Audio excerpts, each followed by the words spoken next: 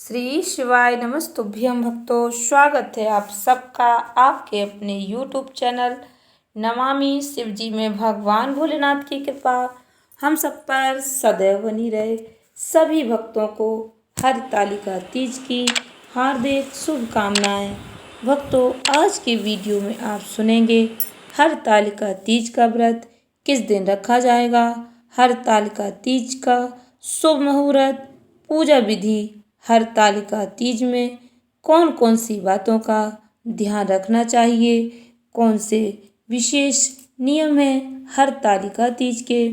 हरतालिका तीज का व्रत आप पीरियड में रखें या ना रखें, कौन से कठिन नियमों का पालन किया जाता है हरतालिका तीज में, हरतालिका तीज में कितने प्रहर की पूजा की जाती है और यह पूजा करने का शुभ मुहूर्त क्या रहेगा, वीडियो में सब बताने का प्रयास करूंगी। वीडियो पूरा अवश्य सुने, एक एक बात बहुत ही महत्वपूर्ण होने वाली है। वीडियो में आगे बढ़ने से पहले कमेंट बॉक्स में महादेव का जयकारा अवश्य लगाएं, महादेव का आशीर्वाद प्राप्त करें। कमेंट बॉक्स में हर हर महादेव, जय श्री कृष्णा, जय माँ पार्वती अवश्य लिखें। चैनल पर पहली बार विजिट हुए, पहली बार मेरी बात सुन रहे तो चैनल को सब्सक्राइब करके बेल आइकन अवश्य दबाएं। इससे हमारे वीडियो की नोटिफिकेशन आप तक पहुंचती रहे और आपको जानकारी समय पर मिलती रहे। यदि आप पहली बार हरतालिका तीज का व्रत कर रहे तो कुछ महत्वपूर्ण बातों को अवश्य जान लेना चाहिए। भक्तों, हरतालिका तीज के पावन पर्व का हमारे सनातन धर्म में विशेष महत्व बताया गया है। हरतालिका तीज का व्रत रखने से महिलाओं को अखंड सौभाग्य का वरदान प्राप्त होता है। भक्तों, जो महिलाएं पहली बार हरतालिका तीज का व्रत कर रही हैं, हरतालिका तीज का व्रत कुंवारी कन्याएं भी कर सकती हैं, उन्हें मनचाहे वर की प्राप्ति होती है। भक्तों, उन्हें कुछ बातों को अवश्य जान लेना चाहिए। यह व्रत शुरू करने से पहले यह बहुत ही कठिन व्रत है भक्तों, जीवन भर रखना होता है इस व्रत को। जो भक्त इस व्रत को एक बार शुरू कर देते हैं, शास्त्रों में ऐसा वर्णन मिलता है, फिर उन्हें यह व्रत जीवन भर रखना होता है। यदि आप बीमार हो जाते हैं तो ऐसी स्थिति में आपके पति या अन्य कोई महिला इस व्रत को रख सकते हैं, लेकिन इस व्रत को छोड़ा नहीं जाता है, इस व्रत को रखना पड़ता है। दूसरा भक्तों, यह व्रत निर्जला निराहार रखा जाता है, यह व्रत निर्जला रखा जाता है। सुबह के बाद आरती करने के बाद ही चतुर्थी तिथि में यह व्रत खोला जाता है। इस व्रत को निराहार रखा जाता है, निर्जला। सुबह आरती करने के बाद माता पार्वती को सिंदूर चढ़ाकर ककड़ी हलवा का भोग लगाकर यह व्रत खोला जाता है। इस व्रत में भक्तों रात्रि जागरण का भी विशेष महत्व बताया गया है। इस व्रत में महिलाओं को रात भर जागना होता है, जागकर भगवान भोलेनाथ की पूजा करनी रहती है। इस व्रत में पूजा प्रहर के अनुसार करनी होती है। इस व्रत में कम से कम 5 प्रहर की पूजा की जाती है। इसमें भक्तों 5 प्रहर की पूजा करने का विधान बताया गया है। यह नियम है, 5 प्रहर की पूजा में आप 3 प्रहर की पूजा तीजा के दिन कभी भी कर सकते हैं। इसमें 5 बार भगवान भोलेनाथ माता पार्वती की पूजा आराधना की जाती है। आखिरी पूजा चतुर्थी के दिन पारण पूजा कहते हैं, जिसे उस समय की जाती है। इसे पारायण भी कहा जाता है। भक्तों, तीजा व्रत में पूजा करने का भी विशेष महत्व होता है। पूजा नियम अनुसार ही की जाती है। भगवान भोलेनाथ की बालू या मिट्टी की मूर्ति बनाई जाती है। बालू या मिट्टी से शिवलिंग, माता पार्वती, गणेश जी की छोटी छोटी मूर्तियां बनाकर कार्तिकेय जी की उनकी पूजा आराधना करने का विधान है। अगले दिन विधिवत विसर्जन किया जाता है। भक्तों, व्रत का पारण करने के बाद इन पूजा के समय सुहाग की जो पिटारी होती है उसमें सुहाग की सभी वस्तुएं रखकर माता पार्वती को अर्पित करते हैं। भगवान भोलेनाथ को साफी या धोती कोई भी अंग वस्त्र चढ़ाया जाता है। ये विशेष नियम है, इनका सभी को ध्यान रखना होता है जो भक्त व्रत रखते हैं। व्रत रखने के बाद कथा अवश्य सुननी चाहिए। कथा सुनना इस व्रत में अति आवश्यक होता है। जब आप व्रत कथा श्रवण करते हैं या व्रत कथा पढ़ते हैं तभी यह व्रत पूर्ण माना जाता है। ऐसी मान्यता है, बिना कथा सुने व्रत पूर्ण नहीं माना जाता है। भक्तों, इस व्रत में कम से कम 5 बार की पूजा की जाती है। पहली पूजा प्रातः 4:30 से 5:16 तक या फिर सुबह 11 बजे से 12 बजे के बीच। दूसरी पूजा शाम 6:36 से 7:45 के बीच। तीसरी पूजा भक्तों रात्रि 11:56 से 12:42 के बीच। चौथी पूजा रात 2:30 से 3:30 के बीच। पांचवी पूजा सुबह 5 बजे से ब्रह्म मुहूर्त तक आप इस पूजा को कर सकते हैं। माता पार्वती की आरती करें, भगवान भोलेनाथ की पूजा आराधना करें। माता पार्वती की आरती करने के साथ ही यह व्रत पूर्ण माना जाता है। ध्यान से सुने भक्तों, इस वर्ष 2024 में हरतालिका तीज व्रत किस दिन रखा जाएगा। इस बार हरतालिका तीज का व्रत 6 सितंबर शुक्रवार के दिन रखा जाएगा। हिंदू पंचांग के अनुसार प्रतिवर्ष भाद्रपद शुक्ल पक्ष की तृतीया तिथि को हरतालिका तीज का व्रत रखा जाता है। धार्मिक शास्त्रों के अनुसार यह व्रत निर्जला ही रखा जाता है। इस व्रत में प्रत्येक पहर में भगवान भोलेनाथ की पूजा आरती की जाती है। भगवान भोलेनाथ को पंचामृत से स्नान कराया जाता। पंचामृत घी, दही, शक्कर, दूध, शहद को मिलाकर बनाया जाता है। इसमें जल मिलाकर गंगा जल, घी, दही, शक्कर, दूध, शहद, गंगा जल मिलाकर पंचामृत बनाकर भगवान भोलेनाथ की पूजा की जाती है। भगवान भोलेनाथ के शिवलिंग को पंचामृत से अभिषेक किया जाता है। महिलाओं द्वारा किया जाने वाला यह व्रत अत्यंत कठिन होता है। भक्तों, निर्जला रहकर जागरण करके यह व्रत पूर्ण किया जाता है।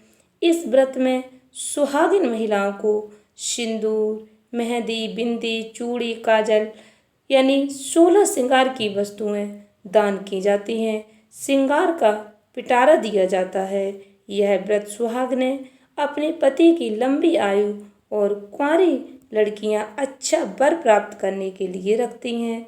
भक्तों, हरतालिका तीज का शुभ मुहूर्त ध्यान से सुने। भाद्रपद शुक्ल पक्ष की तृतीया तिथि की शुरुआत 5 सितंबर 2024 को दोपहर 12:21 से होगी। तृतीया तिथि का समापन भक्तों 6 सितंबर 2024 को दोपहर 3:01 पर होगा। प्रातःकालीन पूजा मुहूर्त सुबह 6:02 से 8:33 तक रहेगा। इस दिन के शुभ योग भक्तों ब्रह्म मुहूर्त प्रातः 4:30 से 5:16 तक रहेगा। संध्या प्रातः 4:53 से 6:02 तक रहेगी। अभिजीत मुहूर्त इस दिन भक्तों 11:54 से दोपहर 12:44 तक। विजय मुहूर्त 2:25 से 3:15 तक। गोधूली मुहूर्त शाम 6:36 से 6:59 तक रहेगा। संध्या समय शाम 6:36 से 7:45 तक। प्रदोष काल का समय निशिता मुहूर्त रात 11:56 से 7 सितंबर 12:33 42 मिनट तक रहेगा। भक्तों इस दिन रवि योग रहेगा। रवि योग सुबह 9:25 से लेकर अगले दिन सुबह 6:02 तक रहेगा। भक्तों हरतालिका तीज की पूजा विधि। सौभाग्यवती स्त्रियां हरितालिका तीज का व्रत अपने सुहाग की लंबी आयु, अविवाहित कुंवारी कन्याएं अपने मन पसंद पति पाने के लिए यह कठिन व्रत रखती हैं। इस दिन व्रतधारी महिलाएं सूर्योदय से पूर्व उठकर नहाकर पूरा श्रृंगार करती हैं, फिर अपने मन में व्रत का संकल्प लेती हैं।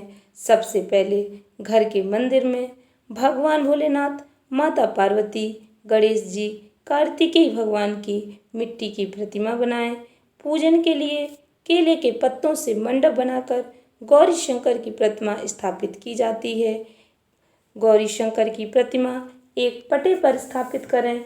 उस पर लाल या पीले रंग का कपड़ा बिछाकर उसमें भगवान भोलेनाथ, माता पार्वती, गणेश भगवान, कार्तिकेय भगवान की प्रतिमा स्थापित करें। इन मूर्तियों को तिलक लगाएं, फल फूल अर्पित करें। गणेश भगवान को दूर्वा समर्पित करें। भगवान भोलेनाथ को फूल, फल, बेलपत्र, शमी पत्र आदि जो भी पूजा सामग्री आपके पास है उसे पूर्ण श्रद्धा भक्ति के साथ भगवान को समर्पित करें। जो सामग्री नहीं है उसका मन में सोच ना करें। आपके पास जो भी सामग्री है उसे श्रद्धा भक्ति के साथ भगवान को समर्पित करें। भगवान भोलेनाथ को इस दिन पीला वस्त्र चढ़ाएं। यह अति शुभ माना जाता है। रात्रि में भजन कीर्तन करते हुए रात्रि जागरण करें। 3 बार रात्रि में आरती की जाती है।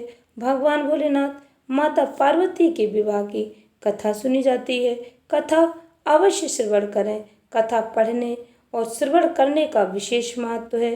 इसके बाद आरती करें।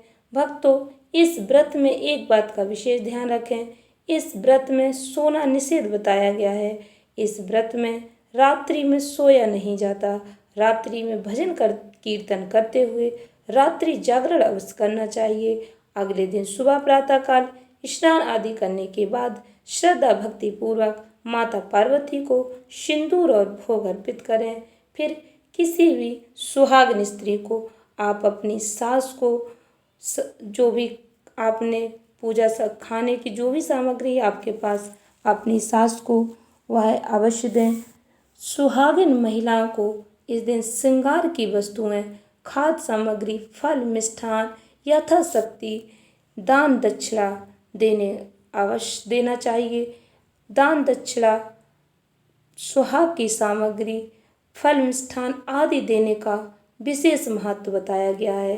यदि आपके घर पे सास नहीं है तो आप ननद को दे सकते हैं या अपने मोहल्ला में आप जिसको भी मानते हैं उन्हें श्रृंगार की सामग्री, फल, मिष्ठान, खाने की सामग्री आप अवश्य उनको दें, क्योंकि यह श्रृंगार का सामान देने का विशेष महत्व बताया गया है। आपने यदि रेत के शिवलिंग बनाए तो उनका जलाशय में विसर्जन करें। मिट्टी के शिवलिंग जो भी मूर्ति बनाई उनका विसर्जन अवश्य करें। इस दिन खीरा खाकर इस व्रत की पूर्णता की जाती है। प्रसाद ग्रहण करने के बाद ही व्रत का पारण करें। भक्तों व्रत का पारण आप प्रसाद खाकर ही करें। इस व्रत में भगवान भोलेनाथ की पूजा आराधना पूर्ण श्रद्धा भक्ति के साथ करें। माता पार्वती की पूजा आराधना पूर्ण श्रद्धा भक्ति के साथ करते हैं आप तो आपकी मन वांछित कामनाएं अवश्य पूर्ण होती हैं। हरितालिका तीज व्रत का विशेष महत्व है। भक्तों हरितालिका तीज में फुलेरा दर्शन का भी विशेष महत्व है। आप यदि व्रत रखते हैं तो आप अपने घर में भी फुलेरा बना सकते हैं। घर में फुलेरा बनाने का विशेष महत्व है। आप व्रत ना भी रखें, यदि फुलेरा दर्शन करते हैं, 5 घरों में फुलेरा दर्शन करते हैं तो आपकी कामना अवश्य पूर्ण होती है। भक्तों हरितालिका तीज पर आप अपनी सामर्थ्य अनुसार दान अवश्य करें। गेहूं या जौ का दान करना स्वर्ण दान करने के बराबर माना जाता है। इस दिन मंदिरों में फल अवश्य दान करने चाहिए। चावल का दान करना श्रेष्ठ माना जाता है। इससे बुद्धि ग्रह मजबूत होता है। भक्तों, हरतालिका तीज पर यदि आप गुड़ का दान करते हैं तो आपके रिश्तों में मिठास आती है। इस दिन भक्तों, गरीब जरूरतमंदों को वस्त्र, अन्न दान अवश्य करें। वस्त्र अन्न दान करने से आपको सुख समृद्धि का आशीर्वाद मिलता है। भक्तों, आप पीरियड में भी इस व्रत को रख सकते हैं। आप भगवान की मूर्ति को स्पर्श ना करें, पूजा की किसी भी सामग्री को स्पर्श ना करें। आप भगवान को दूर से ही प्रणाम करें। आपके घर में यदि कोई है तो आप उनसे पूजा करवा सकते हैं, नहीं तो आप व्रत रखें, भगवान को दूर से ही प्रणाम करें। आपको व्रत रखने का पूर्ण फल प्राप्त होगा। हरतालिका तीज के व्रत में सरगी कैसे लेनी चाहिए, व्रत का पारण कैसे करना चाहिए, सरगी का क्या महत्व बताया गया है। भक्तों, हरतालिका तीज का व्रत इस बार 6 सितंबर शुक्रवार के दिन रखा जाएगा। व्रत खोलने के लिए जिस तरह भक्तों व्रत का पारण किया जाता है, उसी तरह व्रत रखने से पहले सरगी भी की जाती है। खासकर भक्तों, तीजा और करवा चौथ जैसे व्रतों में सरगी का खास महत्व हो जाता है। ये व्रत निर्जला रखे जाते हैं। भाद्रपद माह के शुक्ल पक्ष की तृतीया तिथि को हरतालिका तीज का व्रत रखा जाता है। हरतालिका तीज का व्रत कठिन व्रतों में से एक है। इस दिन महिलाएं पति की लंबी आयु के लिए निराहार और निर्जला व्रत रखती हैं, पति के स्वस्थ जीवन की कामना करती हैं। इस दिन व्रत रखने से महिलाओं को अखंड सौभाग्य का वरदान प्राप्त होता है। इस व्रत को भक्तों कुंवारी कन्याएं भी रख सकती हैं। कुंवारी कन्याएं इस व्रत को मनवांछित पति प्राप्त करने के लिए रखती हैं। हरतालिका तीज का व्रत पूरे 24 घंटे का निर्जला व्रत होता है। भक्तों, इस व्रत को निर्जला रखकर ही पूर्ण किया जाता है। पूरे दिन व्रत रखने के बाद अगले दिन पारण किया जाता है। हरतालिका तीज का व्रत शुरू करने से पहले सरगी की जाती है। सरगी करने के बाद कुछ भी खाना पीना वर्जित होता है, क्योंकि सरगी के बाद से ही व्रत की शुरुआत हो जाती है। इसके बाद हरतालिका तीज के अगले दिन पारण किया जाता है। हरतालिका तीज की सरगी और पारण में क्या खाएं, कैसे करनी चाहिए, जिससे आपकी सेहत भी ठीक रहे और आपका व्रत भी सफल हो जाए। सरगी और पारण का क्या महत्व है, ध्यान से सुने भक्तों। वीडियो में आगे बढ़ने से पहले कमेंट बॉक्स में महादेव का जयकारा अवश्य लगाएं, इससे महादेव और माता पार्वती का आशीर्वाद प्राप्त हो सके। कमेंट बॉक्स में हर हर महादेव, जय श्री कृष्णा, जय माँ पार्वती अवश्य लिखें। चैनल पर पहली बार विजिट हुए, पहली बार मेरी आवाज़ सुन रहे तो चैनल को सब्सक्राइब करके बेल आइकन अवश्य दबाएं, इससे हमारे वीडियो की नोटिफिकेशन आप तक पहुंचती रहे। भक्तों, तीजा के व्रत में सरगी का खास महत्व है। सरगी में मिष्ठान, मेवा, सुहाग का सामान होता है। इसे महिलाएं प्रसाद के रूप में ग्रहण करती हैं। इसके बाद अपना व्रत शुरू करती हैं। सरगी में नमक युक्त भोजन नहीं करना चाहिए। सरगी से पहले स्नान आदि करें। भगवान के समक्ष हाथ जोड़कर व्रत का संकल्प लें। किसी भी व्रत के अगले दिन पारण का विधान है। हरतालिका तीज के अगले दिन सुबह उठकर स्नान आदि कर पूजा पाठ करने के बाद ब्राह्मण को दान दक्षिणा देने के बाद ही पारण किया जाता है।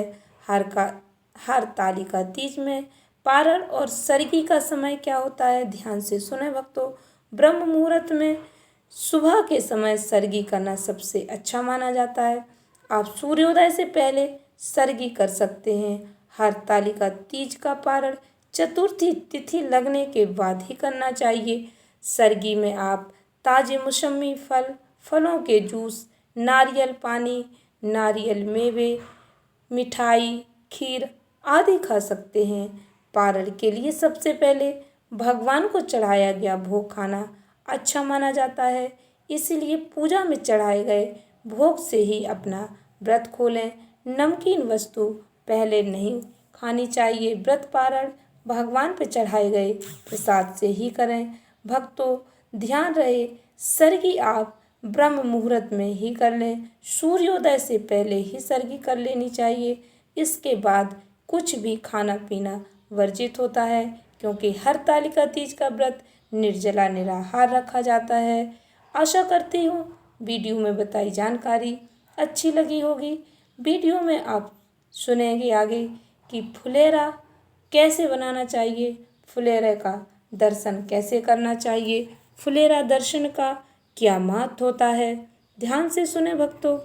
हरतालिका तीज में फुलेरे के दर्शन का विशेष महत्व बताया गया है। फुलेरा भगवान भोलेनाथ माता पार्वती को समर्पित किया जाता है। जलाहारी की जगह फुलेरा बांधा जाता है।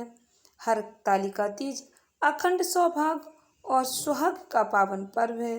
भक्तों, हरतालिका तीज में भगवान भोलेनाथ, माता पार्वती, गणेश भगवान, महालक्ष्मी कृपा प्राप्त करने के लिए फुलेरा बांस की लकड़ियों फूलों से बनाया जाता है। हरतालिका तीज व्रत में फूलों का विशेष महत्व है। फुलेरा किस प्रकार बांधा जाता है, ध्यान से सुने भक्तों। पूजा के समय भगवान भोलेनाथ के ऊपर जलधारा की जगह फुलेरा बांधा जाता है। फुलेरा को 5 तरह के फूलों से बनाया जाता है।